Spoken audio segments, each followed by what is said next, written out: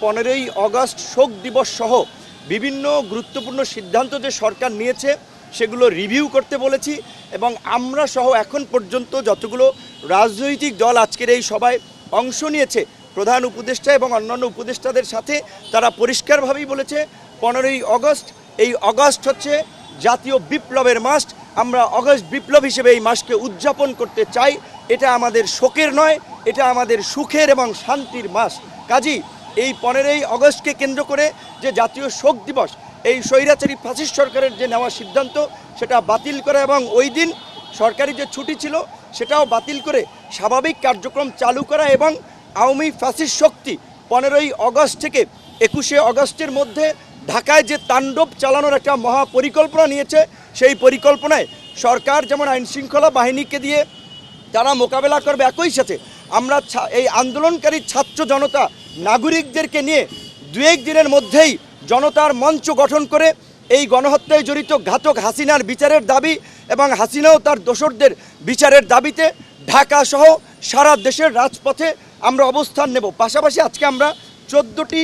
বিষয় আমরা প্রস্তাবনা দিয়েছি। দেশের বর্তমান প্রেক্ষাপটে অর্থনৈতিক স্থিতিশীলতা ফিরিয়ে আনতে কোনো ব্যবসায়ীর উপরে আপনার হয়রানি না করা, সবাইকে নিয়ে মতবিনিময়ের মাধ্যমে ব্যবসায়ীদের স্বাভাবিক কার্যক্রমের সুযোগ দেওয়া, 64 জেলা এবং 650 উপজেলা এবং থানা পর্যায়ে ওসি, ইউএনও, ডিসি, এসপিদের যারা এই সরকারের সহযোগী ছিল তাদেরকে পরিবর্তন করে সৎ, সাহসী, দক্ষ অফিসারদেরকে নিয়োগদানের মাধ্যমে প্রশাসনিক স্থিতিশীলতা ফিরিয়ে আনা, প্রশাসনের মধ্যে যে পাল্টা কু এবং অভ্যুত্থানের যে চেষ্টা করা হচ্ছে সেগুলোকে রুখে দেওয়া, এরকম 14টি দাবি আমরা দিয়েছি এবং সর্বশেষ যেটি আমরা কথাটি বলেছি, দ্রুত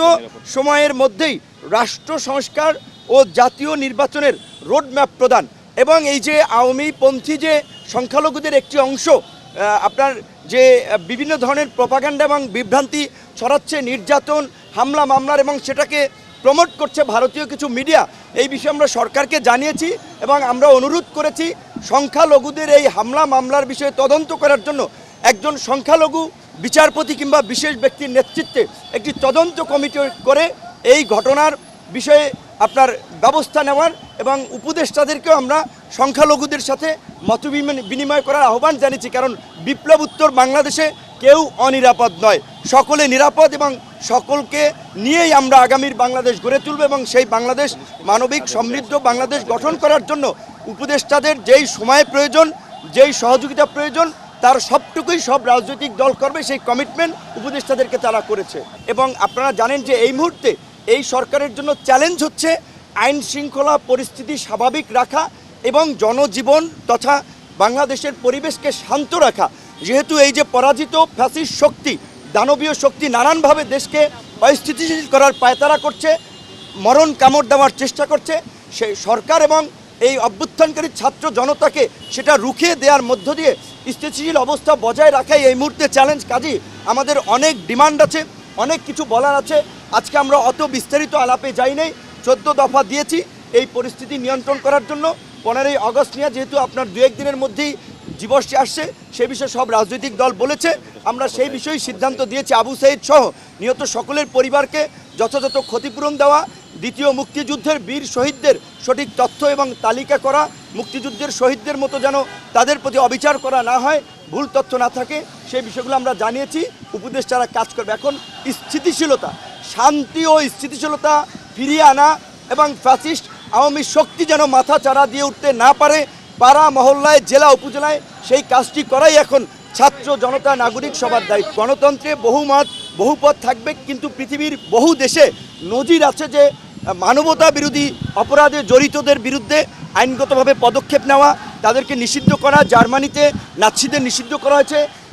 আপনার ইটালিতে মুসোলিনের পার্টিকে নিষিদ্ধ করা হয়েছিল এবং আমরা বলেছি এই যে বিচার হবে, জাতিসংঘ আপনারা জানেন পূর্বেই একটা আন্তর্জাতিক তদন্ত করার আগ্রহ পোষণ করেছে। এই মানবতা বিরোধী অপরাধেও আমরা আন্তর্জাতিক সংস্থাকে যুক্ত করেই তদন্তের একটা নিরপেক্ষ তদন্ত এবং দায়ীদের বিরুদ্ধে সেটা প্রশাসন এবং রাজনৈতিক দল সকলকে যুক্ত করে বিচারের মুখোমুখি করার আহ্বান জানিয়েছি। বিচার বিভাগ সহ প্রশাসনের সর্বস্তরে